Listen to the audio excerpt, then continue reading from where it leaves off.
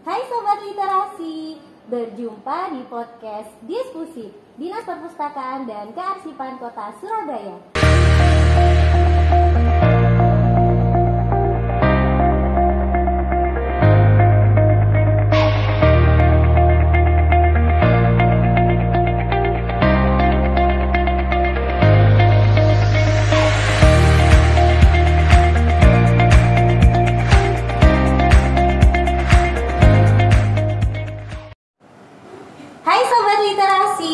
Berjumpa di podcast Diskusi Dinas Perpustakaan dan Kearsipan Kota Surabaya bersama saya, Kak Novi.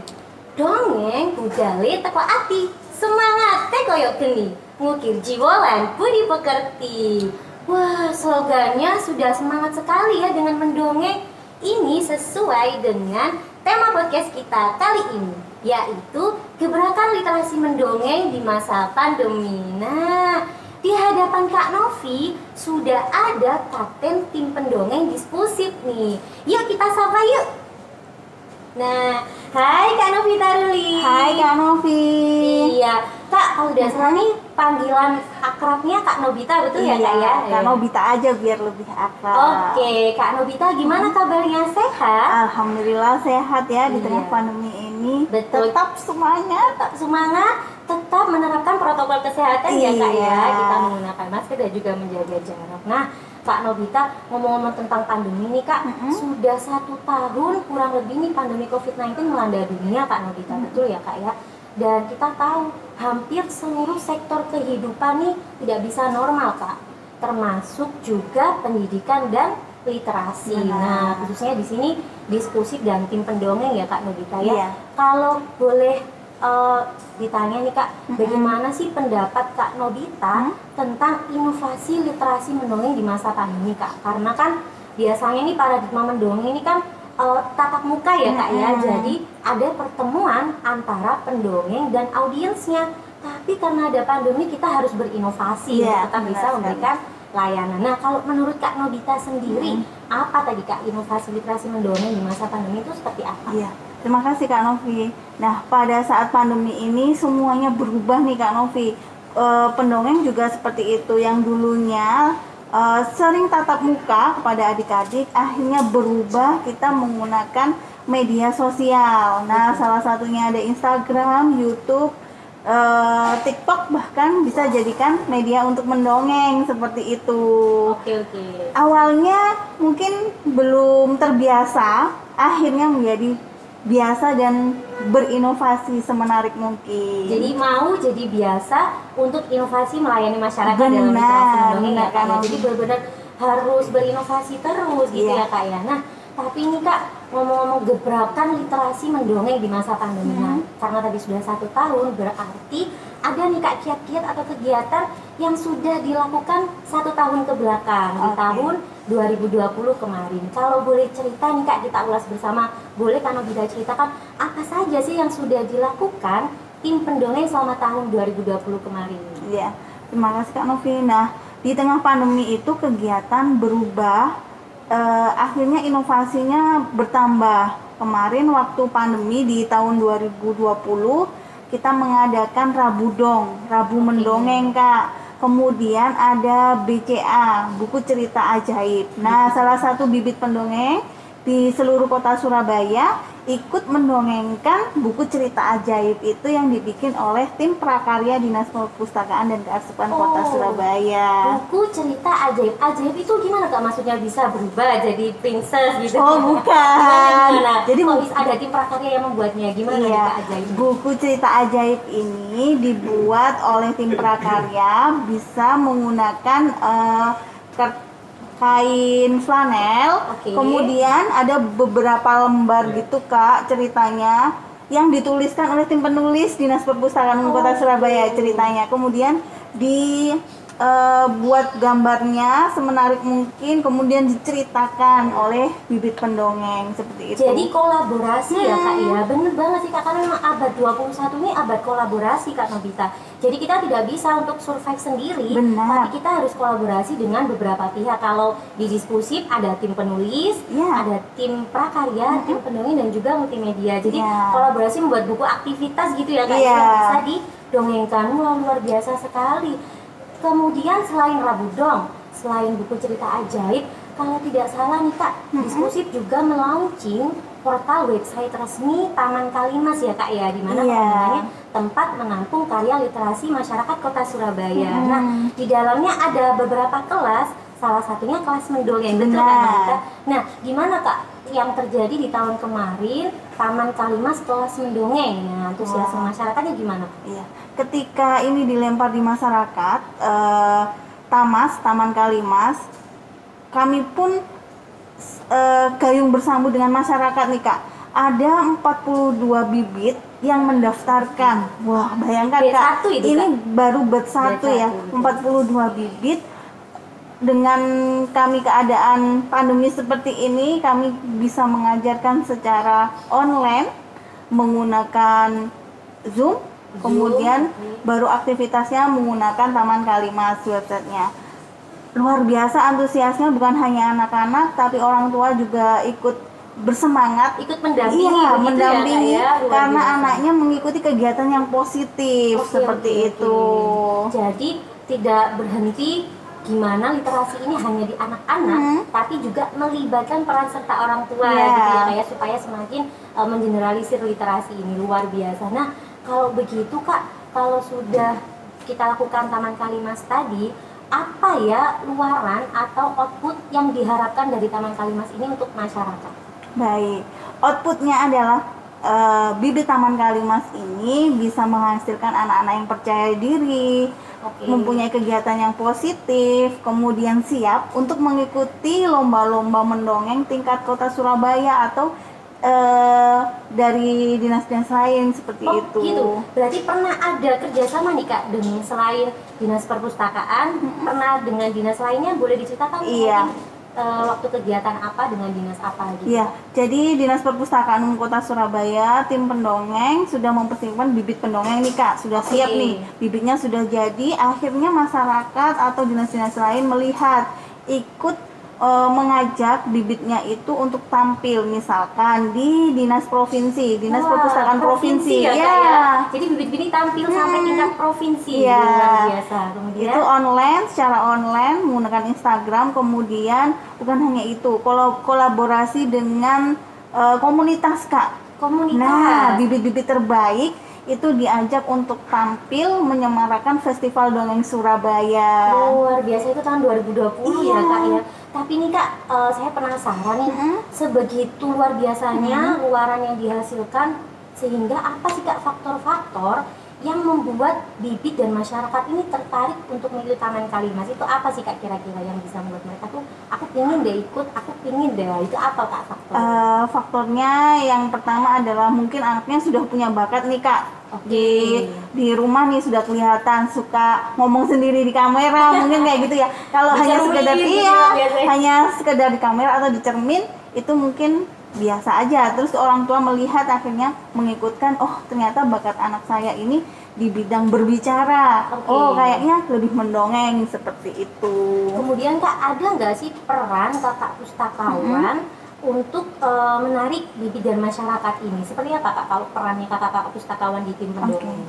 Jadi petugas Taman Bacaan Masyarakat itu sangat berperan aktif di masyarakat. Jadi mereka itu juga mengajarkan, awalnya mengenalkan bagaimana mendongeng itu setiap hari di Taman Bacaan Masyarakat ya. Jadi tahu, oh kakak ini mendongeng, kemudian kakak ini lagi read aloud atau apa gitu. Akhirnya Kak, kalau kakak bisa, saya juga bisa dong, mau dong diajarin seperti itu nih Kak. Jadi ada peran kakak pustakawan juga di sini, penting. Ada peran orang tua dan ada bakat motivasi dari anaknya sendiri, begitu ya Kak, luar biasa. Nah, kita sudah ngomongin 1 tahun ke belakang nih Kak Nobita.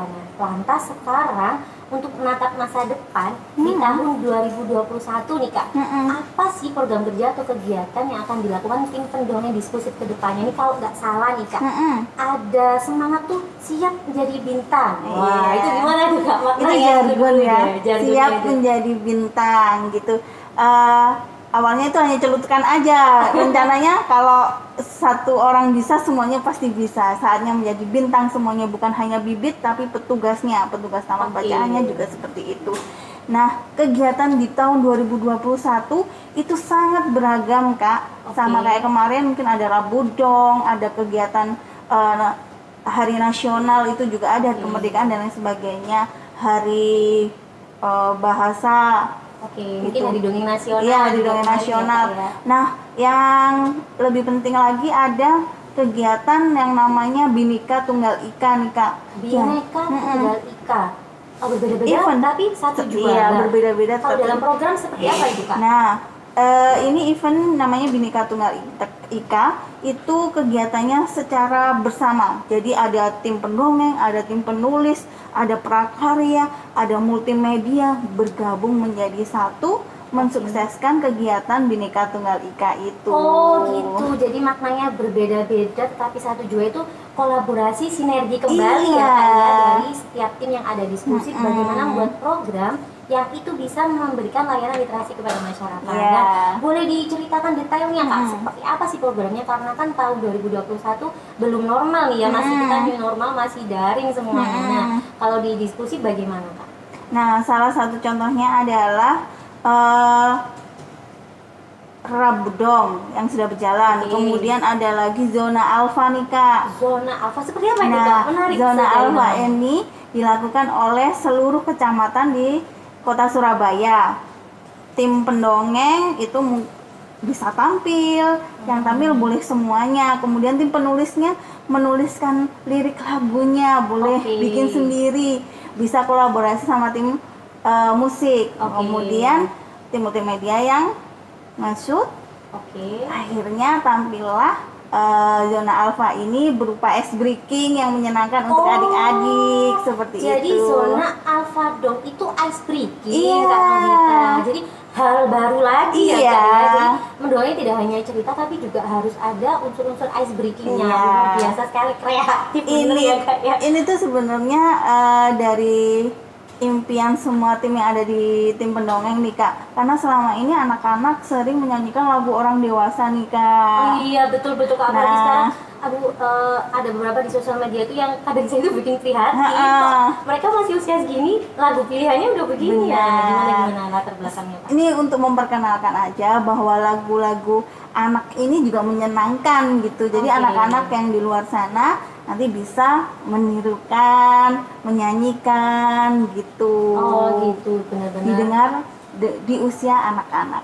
Sesuai dengan usia anak-anak. Luar biasa sekali ya, diskusi ini sudah memberikan pelatihan mendongeng, melibatkan orang tua dan anak-anak juga dalam literasi, juga memberikan referensi lagu anak-anak sesuai usia mereka ya Kak ya, dari kakak-kakak yang kolaborasi di diskusi tadi membuat ice breaking melalui program Zona Alfa Dong. Nah, kemudian ada program menarik apa lagi Kak di Bhinneka Tunggal Ika ini? Saat ini ada pembukaan Taman Kalimas Batch 2. Untuk seluruh kelas nih Kak. Itu mulai periode kapan sampai kapan nih Kak Batch 2? Ini periode bulan Februari sampai bulan April. Kemudian kalau di ini sudah berjalan berarti? Sudah berjalan. Ini akan dimulai pertemuan pertama minggu depan. Untuk kelas mendongeng. Dan berarti nanti akan ada keterlibatan orang tua dan juga bibit ya Kak ya, untuk turut aktif di Taman Kalimas Batch 2. Kak, berarti sudah berjalan minggu depan. Kalau ada bibit-bibit atau masyarakat di luar sana yang ingin bergabung, apakah akan dibuka kembali Kak di tahun 2021 ini? Ya, karena antusias masyarakat yang luar biasa, akhirnya di tahun 2021 Taman Kalimas ini akan dibuka 2 kali nih Kak.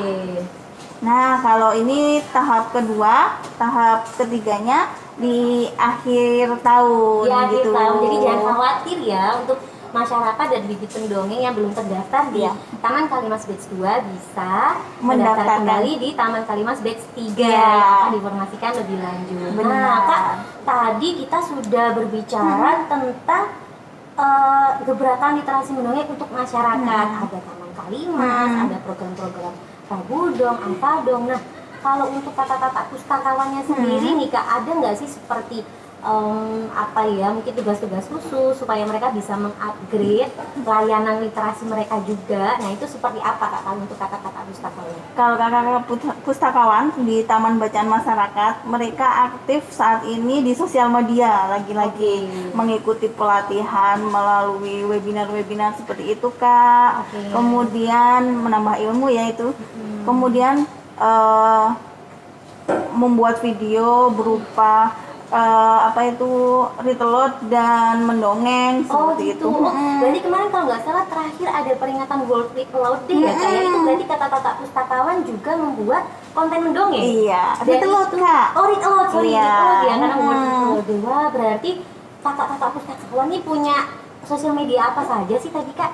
Iya, ada Instagram. Instagram. Ya, ada Instagram, kemudian YouTube-nya Dinas. YouTube Dinas. Kemudian ada juga TikTok. TikTok juga. Iya, ada TikTok nih Kak. Jadi jangan lupa follow ya. Menjangkau semua kalangan ya Iya. Kak ya. Oke, luar biasa. Tapi nih Kak, kalau Kak Novi boleh bertanya, sosial media kata-kata pustakawan ini kan pasti ada banyak ya Kak ya. Karena setiap kata-kata pustakawan harus membuat sosial media dan membuat konten sesuai dengan tim yang mereka ikuti. Iya. Begitu betul ya Kak ya.